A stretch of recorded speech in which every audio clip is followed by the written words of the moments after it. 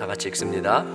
하나님의 나라는 말에 있지 아니하고 오직 능력에 있음이라. 아멘. 오늘 고린도전서 강의 14번째 시간으로 교회와 하나님 나라 그 능력이라는 주제로 여러분과 말씀을 나누려고 그럽니다.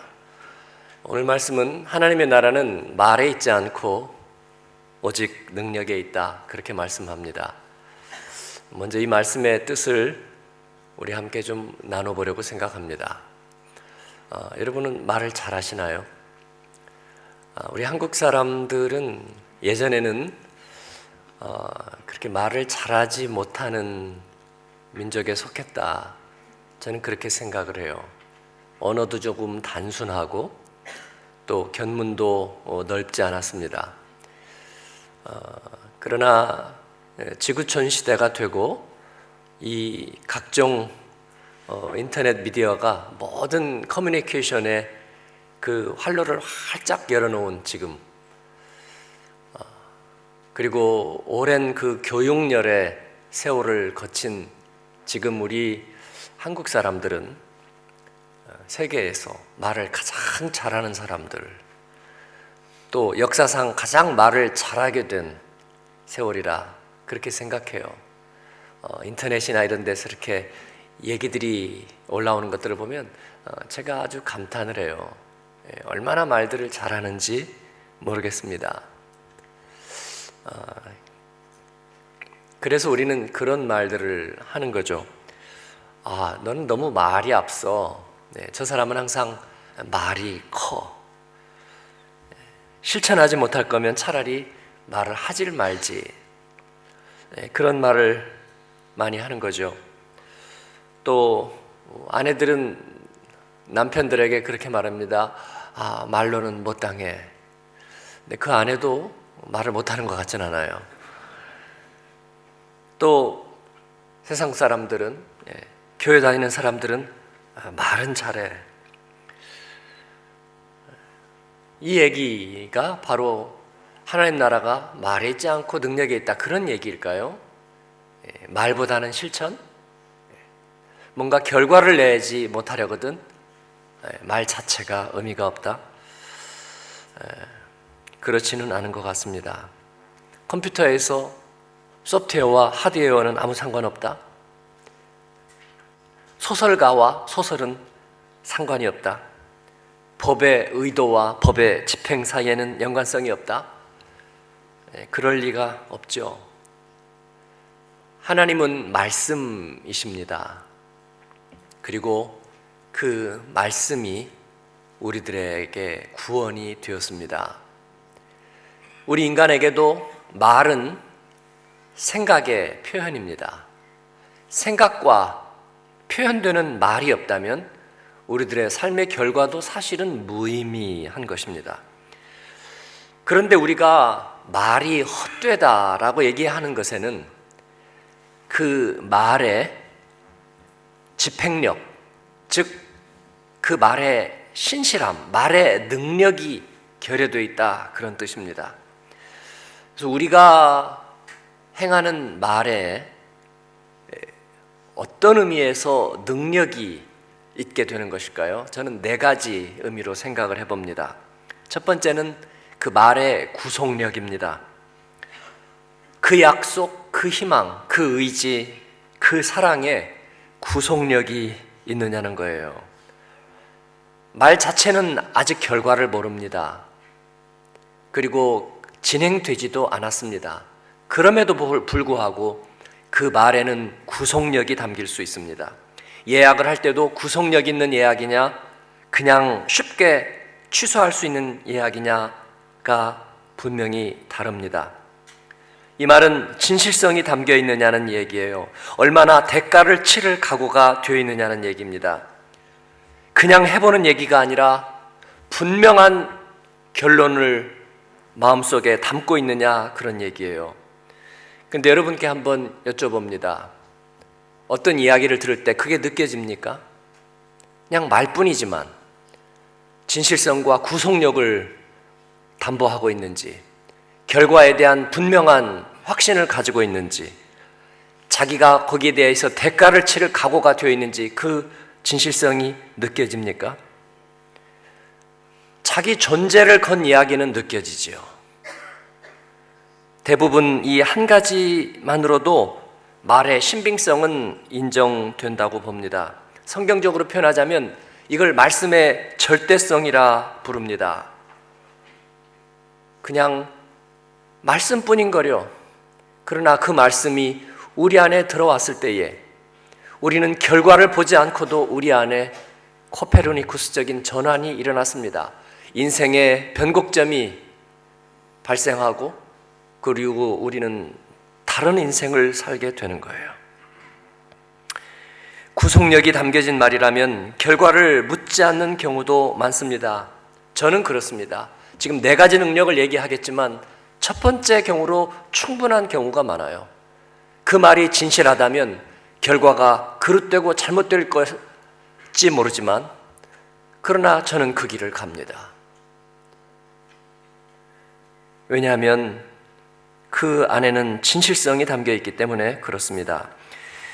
둘째로 말의 능력이 있다고 말할 때는 그 말에 절박성이 있다는 뜻입니다. 정말 중요한가? 시급한가? 반드시 있어야 하는 일인가 하는 것입니다. 듣기에 좋은가? 명분을 갖췄는가? 논리가 있는가는 그다지 중요하지 않습니다. 우리가 엄친아는 누구예요? 엄마 친구 아들. 그 얘기는 무슨 얘기입니까? 훌륭하다, 부럽다? 아니면 내 자식이 아니다. 세 번째입니다. 내 자식이 아닌 거예요. 아니, 내 자식이 아닌데 뭐 얼마나 훌륭하면 뭐 하냐고요. 예? 하버드 대학 장학금을 다 따먹었으면 뭐 하냐고요. 어차피 내 자식이 아닌 거래요. 아무리 훌륭한 얘기, 명분이 있는 생각, 논리를 갖춘 생각, 그러나 우리에게 절박하지 않은 얘기는 그냥 포온 이야기입니다. 저는 포온 이야기가 싫어요. 우리의 이야기가 좋습니다. 세 번째, 말이 능력이 있다고 하는 것은 말의 실효성을 말하는 것입니다. 실제로 유익한 결과가 나올 수 있는지,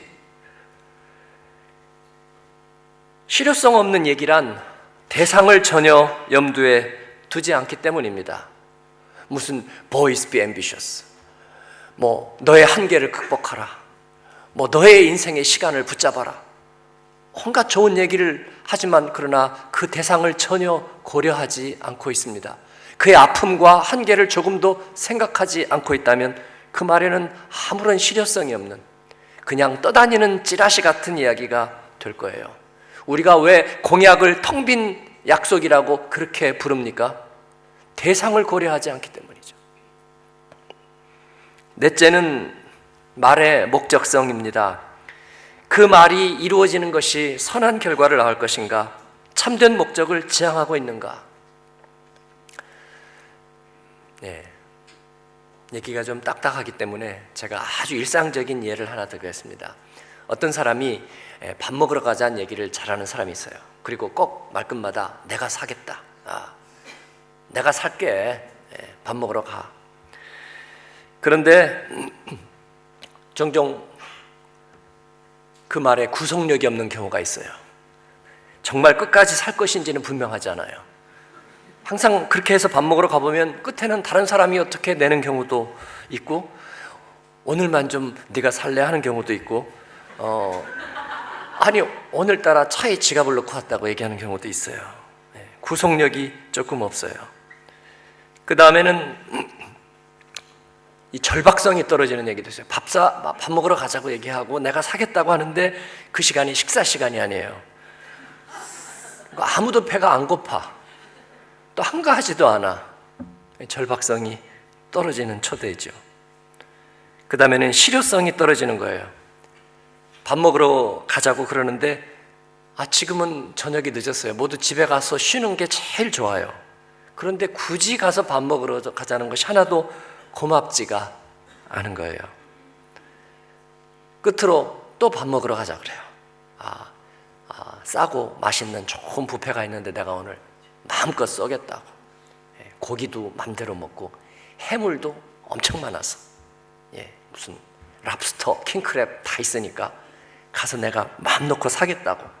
그런데 그 대상자들이 전부 다 보니까 당뇨, 고지혈, 고혈압 증세가 있어가지고 다이어트하고 채식해야 되는 사람들인데, 그거 한번 초대받았다가 이제 약을 2배로 올려야 되게 생겼어.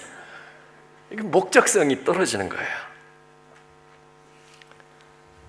사랑하는 여러분, 온갖 좋은 명분의 말의 성찬들이 온 세상에 가득합니다. 사람들은 명분과 논리만 갖추면 된다고 생각하기 십상이에요. 명분과 논리만 갖춘다면 노벨상인들 수상하지 못하랴, 그런 생각을 하는 것 같습니다. 그러나 그 말들이 분열을 낳고 위기를 조성하고 전쟁의 참화를 가져옵니다. 왜 그럴까요? 그 안에 그런 진실성이, 그런 진정한 절박함이, 그리고 그 대상을 정말로 정말로 사랑하고 아끼는 실효성이, 그리고 해피엔딩에 대한 분명한 설계, 그 목적성이 결여되어 있기 때문에 그 모든 멋진 말들이 분열과 그리고 파멸을 가져오는 것입니다. 그 안에는 살펴보면 분노와 증오심이라는 죄가 그 가운데 도사리고 있습니다. 분노와 증오심이 내 안에서 머물면서 이 목적 없는, 능력 없는 말들을 생산해내는 거예요. 분노와 증오심은 우리 안에서 어떻게 머물 수 있을까요? 정당화되기 때문입니다. 누가 정당화시켜요? 내 자신이 정당화시킵니다. 왜 분노와 증오심을 정당화시킵니까? 자기 연민 때문입니다. 내가 피해자라는 생각, 내가 가엾다는 생각, 그리고 자기 자신을 너무나 집착하는 그 생각들이 분노와 증오심을 정당화시키고, 그리고 진리의 말씀에 귀를 기울이지 못하게 만듭니다. 하나님의 말씀에 귀 기울이지 못하게 합니다. 그래서 인생의 수레바퀴를 불사르는 죄의 생각 속에서 말은 그 하수인이 되고, 그래서 살리지 못하는 말을 낳고 능력이 없는 말을 낳고, 그래서 하나님과 원수가 되는 것입니다. 그러나 여러분, 하나님의 말씀은 달라요. 구속력 있는 말씀이 되기 때문입니다. 하나님이 세상을 이처럼 사랑하사 나 같은 죄인 살리신 주의 은혜가 놀라워. 이 말씀은 그냥 한 문장일 뿐입니다. 그러나 이 말씀이 우리의 폐부를 꿰뚫고 우리의 인생을 새롭게 하는 이유는 하나님의 진실성이, 그 대가를 지불하시는 하나님의 진실성이, 그 말씀의 구속력이 담겨있기 때문인 줄로 믿습니다. 죄인인 나를 위해서 값을 치르시겠다고, 그리고 내게서 죄를 분리시키시겠다고 말씀하십니다. 어떤 경우에도 그 말씀을 지키시겠다고 말씀하십니다. 우리가 때로는 빈 입술로 나는 하나님을 믿어요, 그렇게 얘기하지만 하나님은 에이, 그렇게 얘기하는 애들 내가 한두 번 본 줄 아니, 결과로 입증해 라고 얘기하시지 않고, 그래, I know, 내가 너를 믿고 나의 약속을 지키마, 그렇게 말씀하시는 것입니다. 하나님의 말씀은 절박한 말씀입니다. 깊은 곳에 그물을 던지라는 예수님의 초대에 베드로는 어떻게 응답했습니까? 아, 깊은 곳이라거라. 그래요, 다 좋은 얘기죠. 내가 낮은 곳에도 한번 던지고요, 그러다가 또 때가 되면 깊은 곳에도 한번 던져볼게요. 다음 주쯤 시간 나면 제가 깊은 곳에 한번 가서 던져보기도 하고, 그렇게 얘기하지 않았습니다. 그것은 베드로의 인생의 일생일대의 가장 절박한 순간이었어요. 거기에서 그의 인생의 모멘텀을 경험합니다. 하나님의 말씀은 언제나 저의 인생의 고비고비마다, 변곡점마다 가슴 아프도록 폐부를 찔렀습니다. 길이 막힌 곳에서 하나님께서는 말씀으로 길을 열어주셨습니다. 죄의 파도가 삼킬 것처럼 널름거릴 때 하나님의 말씀은 마치 칼처럼 예리하게 가장 중심 깊은 곳을 파고 들어와서 하나님 앞에 돌이킬 수 있는 길을 열어놓으셨습니다. 하나님의 말씀은 실효성 있는 말씀입니다. 우리의 눈을 밝게 해서 인생의 두 갈래 길에서 하나님이 예비해 놓으신 생명의 길, 그 하나님의 초기값을 따라가게 하십니다. 빈 말씀은 없어요. 하나님의 왕궁에 허는 없어요. 좁은 길인 것 같았는데 결과는 항상 생명과 평안의 길입니다. 끝으로 하나님의 말씀은 해피엔딩으로 갑니다. 왜냐하면 하나님의 말씀은 구원의 말씀이기 때문입니다. 세상적인 이해관계가 아니라 상대적인, 항아리 장사가 돈을 벌면 우산 장사가 망하는 그런 상대적인 이야기가 아니라, 너와 내가 자존심 대결을 하는 시속 게임이 아니라, 이 말씀은 절대적인 말씀, 어느 누구에게도 하나님에게 구원이 되는 말씀이기 때문입니다. 그리고 이를 위해서 값을 지불하시는 이가 계시다는 걸 우리에게 알게 합니다. 그래서 해피엔딩입니다. 가족에서도요, 누구 한 사람이 가족을 위해서 희생하기로 작정하면 그 가정은 해피엔딩으로 갈 수밖에 없어요. 하나님께서는 자기를 주시기로 약속하시면서 해피엔딩을 보장하시는 거예요. 그래서 하나님의 말씀은 언제나 해피엔딩입니다. 문제가 하나 있습니다. 이 말씀의 길에, 이 말씀이 능력이 되는 길에 문제가 하나 있다면 의심입니다. 의심은 말씀의 길에 가장 걸림돌이에요.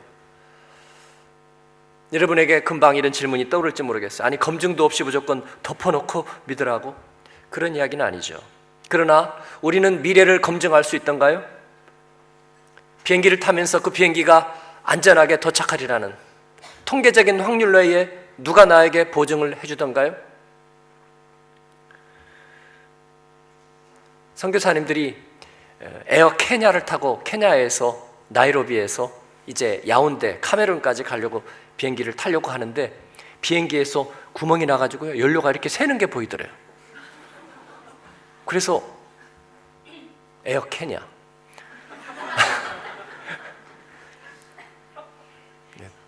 한 번쯤 재고해 보세요. 에어 케냐가 걸리거든, 싸더라도. 그래서 직원에게 얘기했답니다. 저거 뭐냐 그랬더니 괜찮다고 타라 그러더래요. 물은 아닌 것 같은데, 불안한데, 타라고 하는데 다 타니까 어떻게, 방법이 없잖아요. 그래서 타고 앉아있었더니 한참 있다가 내리라 그러더래요. 연료가 샌다고. 승객보다도 늦게 발견했어요. 그런데 어떻게 알고 타죠? 전에는 루프트한자 조종사가 문 닫아놓고 그냥 추락을 시켰잖아요. 우리는 미래를 검증할 수 없습니다. 그러나 검증이란 내가 내 자신을 걸 수 있느냐 판단하고 결단할 때만 가능합니다. 그냥 의심하고 뒤로 물러나 버리면 검증 자체는 불가능한 겁니다. 결혼 서약을 합니다. 어떻게 알지요? 그 서약에 자기를 걸고 나아갈 때 사랑은 열매를 향해서 가게 되는 것입니다. 그러나 의심은 나아가지도 않으려는 거예요. 뒤돌아보려는 것입니다. 예수님께서 깊은 곳에 그물을 던져라, 베드로에게 물 위를 걸어 나에게 오라 말씀하실 때에 베드로는 어떤 것도 확신할 수 없었습니다. 어떤 보증도 없었어요. 그러나 베드로는 자신의 존재를 걸고 나아갑니다. 거기에서 말씀의 능력을 경험하게 되는 거예요. 저는 의심하는 사람과 멍해를 메고 싶지 않습니다. 말씀하시는 이의 진실성과 구속력에 자신을 걸고 살아가는 인생, 그들에게는 말씀이 능력이 되는 것입니다. 사랑하는 여러분, 우리에게 주어진 말씀은 충분합니다. 어떤 이들은 교회를 자꾸 걸어요. 그리고 무슨 일만 생기면 교회를 대립각에다 놓습니다. 오늘날 교회가 문제여서, 교회가 이랬더라면, 교회가 그렇더라면, 그리스도인이 어땠더라면. 아니요, 우리는 하나님의 말씀을 붙들고 그 말씀을 의지하고 그 말씀을 신뢰하며 주님의 교회를 이루어 갈 것입니다. 하나님 나라에 대해서 잠깐 말씀을 드립니다. 하나님의 나라는 말에 있지 않고 오직 그 능력에 있다. 우리가 하나님의 나라를 좀 오해할 때가 있어요. 하나님의 나라는 두 가지 의미로 성경에 쓰입니다. 하나는 천국, 힘멜라이시를 얘기하기도 하지만 오늘 여기에서 하나님 나라는 독일어로 써놨죠. Königsherrschaft Gottes.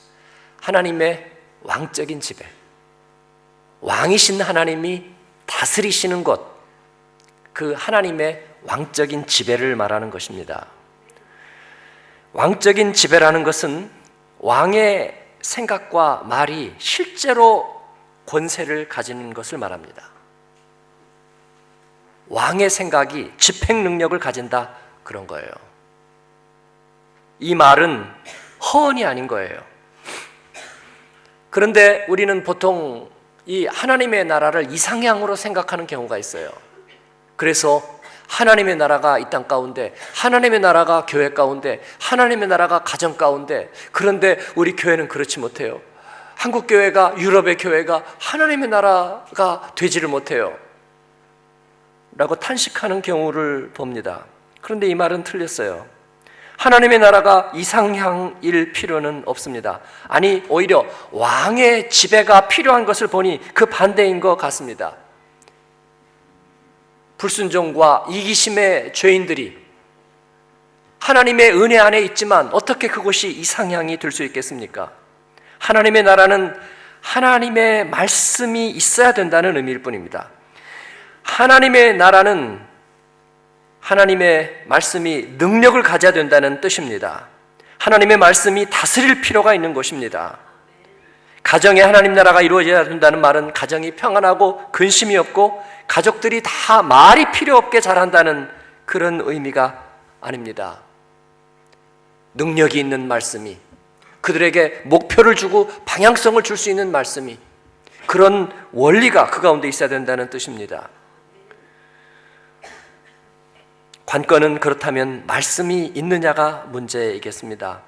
하나님의 말씀이 실제로 통용될 수 있는 권세를 가졌느냐, 이것이 가장 중요한 문제가 되겠습니다. 하나님의 나라는 하나님의 성품을 따라서 실제로 힘을 발휘하는 바로 그것입니다. 우리 한국 사회가 외교적인 분쟁 가운데 있고 또 국론이 분열된 가운데 있습니다. 모든 사람이 얘기를 하고 있지만 그러나 답이 없어 보이는데, 저는 현안 문제를 설교 시간에 얘기하려고 하지 않습니다. 그러나 이 문제들을 보면서 저에게는 답이 분명하게 보입니다. 우리가 무엇을 목적하느냐에 따라서 우리는 그 가운데 어떤 생명의 말씀을 붙들 수 있을지 우리는 알 수 있습니다. 주님의 나라가 우리 조국 한국 땅에 임하기를 바랍니다. 그것은 모든 사람이 잘 살고 모든 사람이 평화롭고 모든 사람이 의롭고 모든 사람이 다 부유하고, 우리가 그걸 바라는 것이 아닙니다. 진리의 말씀이 능력이 되기를 바라는 것입니다. 구원의 말씀이 그 가운데에서 역사하게 되기를 바라는 것입니다. 그리고 한 생명 한 생명, 한 구성원 한 구성원에게 절박하고 필요하고 시급한 진짜 굿 뉴스, 그들에게 비전과 삶의 길을 인도할 수 있는 그런 말씀이 그 가운데 살아있기를 바라는 것입니다. 하나님은 우리에게 그 말씀을 주셨습니다. 그런데 또 뭐가 필요합니까? 몸된 교회에 그 말씀을 주셨습니다. 그런데 또 무엇이 필요합니까? 말씀에 대한 보장도 달라고요? 사랑하는 여러분, 주님은 산 같아서 찬양처럼 우리를 긍휼의 눈으로 보시며 우리에게 필요한 말씀, 변함없는 말씀, 생명의 말씀을 주셨습니다. 그 말씀의 절대성을 붙잡고 가는 저와 여러분 되기를 바랍니다. 광야에서 그 약속만으로 그들은 충분했습니다. 십자가 앞에서 주님의 약속만으로 충분했습니다. 감람산에서 예수님이 떠나시며 내가 석혈이라는 약속만으로 충분했습니다. 갑바도키아에서 카타곰에서 성도들은 그 약속을 의지하고 그 말씀을 붙들었습니다. 하나님과의 약속은 해로워도 버리지 않습니다. 올해 한 해도 우리가 약속의 말씀을 붙들고 가면서 하나님께서 저희를 복 주시며 또 저희와 동행하시며 또 그 말씀의 해피엔딩을 이루실 줄을 믿습니다. 주님의 교회는 천성과 같아서, 찬송가의 가사입니다. 우리 믿음의 선배들은 바로 그렇게 고백했습니다. 어려움의 시절을 지나면서 내 주의 교회는 천성과 같아서 눈동자같이 지키사 늘 보호하시네. 사랑하는 여러분, 예수 그리스도께서 주 되신 교회는 그 말씀의 능력으로 생명을 구하고 살리는 줄을 믿습니다. 2017년은 저희가 나그네된 땅에서 하나님이 주신 소원으로 새 성전을 건축하고 세워가는 해입니다. 우리는 그 가운데 주님이 주신 말씀의 비전을 붙듭니다. 종교개혁 500주년을 맞이하는 2017년 우리 한마음교회의 비전입니다. 이건 하나님께서 기도 가운데 우리에게 그때마다 주셨던 말씀이에요. 첫 번째는 구조선된 교회입니다. 새성전 시대를 맞아서 유럽의 중심 프랑크푸르트의 생명나무 같은 구조선된 교회로 부흥케 하여 주옵소서. 생명예배, 생명의 복음입니다. 1500 예배자를 주님 앞에 세우기를 원해요. 지난번에도 말씀드렸지만 우리 교인들이 몇 명 되지 않을 때 하나님께서 이 땅에 우리 한국 교민들의 10분의 1을 주소서라는 기도를 하게 하셨습니다. 아무 이해관계 없이 주님의 제자로 양육해서 주님 앞에 돌려드립니다. 주님의 이해관계입니다. 이 약속 위에 서왔다고 저는 믿습니다. 올해도 1500 예배자를 우리 하나님 앞에 세워서 생명 예배 또 생명의 복음을 우리가 충만하게 나누게 되기를 바랍니다. 제자 양육입니다. 제자 훈련 14년째를 맞습니다.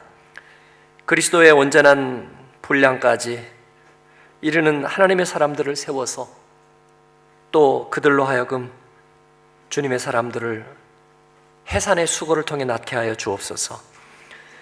대륙선교의 전진기지입니다. 대륙선교의 전진기지로서 선교적 교회의 모델이 되게 하소서. 우리가 외로워서 모이고 서로 장례 치러주기 위해서 모이고 자식들 문제 의논하기 위해서 모이고 혼자 밥 먹기 심심해서 같이 밥 먹기 위해서 모이는 그런 끼리끼리의 집단을 넘어섭니다. 하나님은 우리를 통해서 받으실 영광과 이루실 일들이 있습니다. 그 미셔널 처치에 우리가 모델링을 계속할 것입니다. 교회를 섬기는 교회입니다. 디아스포라의 교회들을 우리가 섬기고 그 목회자들을 힘있게 하고 또 선교회 일꾼들을 섬기는 교회가 되기를 바랍니다. 유럽 재복음화의 초석입니다. 종교개혁 500주년을 맞아서 복음의 진원지였던 이 유럽이 세속화되고 그리고 위기를 맞고 있는 이때에 유럽의 영적 재부흥의 진원지가 되게 하셔서 그들이 복지사회를 이루고 그리고 경제의 수준을 도달하면서 말씀에 대한 절박성을 잃어버렸습니다. 하나님의 말씀과 그리스도의 구원의 말씀이나 아니면 요가 명상이나 큰 차이가 없게 되어버렸습니다. 마약 환자들에게 안전한 주사기를 공급해 주는 것이나 사랑으로 섬기는 것이나 크게 차이가 없게 느껴버렸습니다. 그러한 그때에 평화의 위기를 맛보게 합니다. 하나님께서 이 세상이 안전하지 않다는 것을 다시 깨닫게 합니다. 독일 사회가 지난 1년 동안 난민을 맞으면서 기부한 기부 액수가 70억 유로입니다. 위기가 없었다면 그들이 그런 각성이 없었을 거라고 생각해요. 유럽 재복음화에 우리의 교회와 다음 세대가 한 모퉁이 돌이 되기를 바랍니다. 한국교회의 본질 회복입니다. 오해하지는 마십시오. 교회의 본질은 주님이 지키십니다. 우리가 이렇게 저렇게 뜯어고치는 것 아닙니다. 그러나 한국 그리스도인들이 복음의 본질 앞에 다시 회복하여 돌아서도록 우리가 피드백하는 교회로 하나님께서는 부르셨습니다. 사랑하는 여러분, 이 비전에 충실하게 달려나가십시다. 세상에 말만 앞서는 그리스도인과 교회가 어디에 있는지 우리는 모르겠습니다. 현실과 삶의 과제는 도외시 한 채 세상을 혹세무민하는 종교 집단이 어디에 있는지 우리는 모르겠습니다. 우리는 다만 생명구원의 복음이 있기 때문에 이를 온 세상에 알리고 한 사람 한 사람, 작은 한 사람들을 그리스도의 사람으로 세우며 우리 자녀들에게 그 가치를 심어서 주님의 나라를 일구어 가게 하려는 것입니다.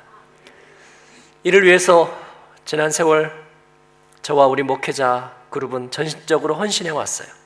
한 사람이라도 더 양육받게 하고 우리 자녀들 한 사람이라도 더 어렸을 때에 하나님의 말씀을 품고 비전 있는 인생을 살기 위해서 애써 왔습니다. 훈련받은 평신도들이 자기의 생업을 섬기면서 혼자서 4가지, 5가지 사역에 헌신하면서 주님의 마음으로 달려왔습니다. 주님의 나라를 일구고 그 생명의 말씀을 살리는 일에 우리의 시간과 재능과 물질이 필요합니다. 제가 보니까 동네에서 잔치한다고 모여도 방이 붙더라고요.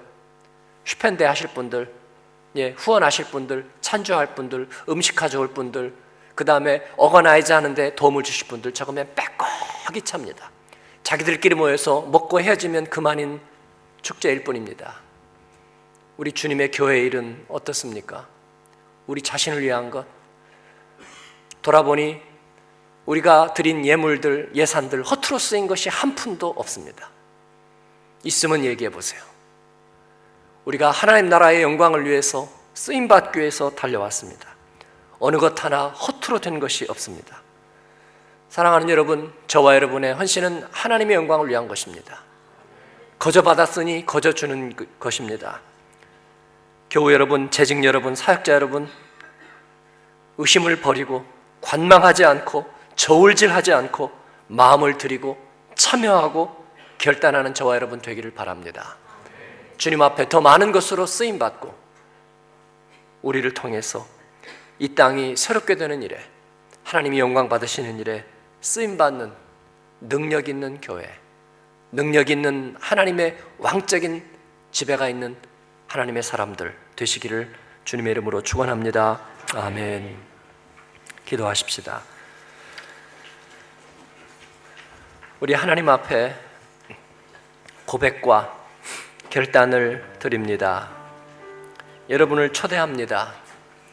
2017년 몸된 교회의 지체로 살면서, 교회의 일꾼으로 살면서, 사역자로 살면서 하나님, 능력 있는 하나님의 말씀의 사람으로 서겠습니다.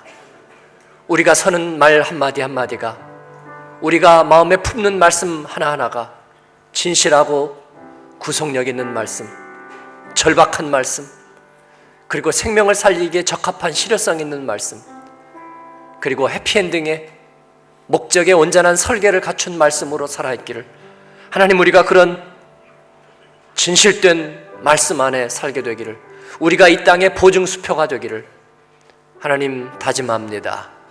우리의 시간과 재능과 물질을 하나님의 일에 드리는 일에 우리가 의심하고 인색하지 않겠습니다.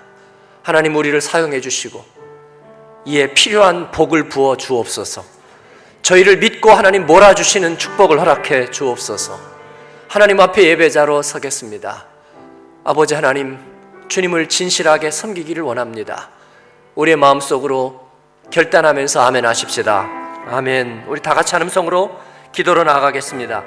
은혜로우신 아버지 하나님, 감사합니다. 오늘 우리에게 함께하여 주셔서 하나님의 사람, 하나님의 일꾼들을 세우게 하시니 감사합니다. 구속력 있는 말씀, 절박한 말씀, 오 하나님, 실효성 있는 말씀, 그리고 목적이 분명한 말씀, 그 말씀이 우리를 살게 했습니다. 몸된 교회를 이루게 하셨습니다.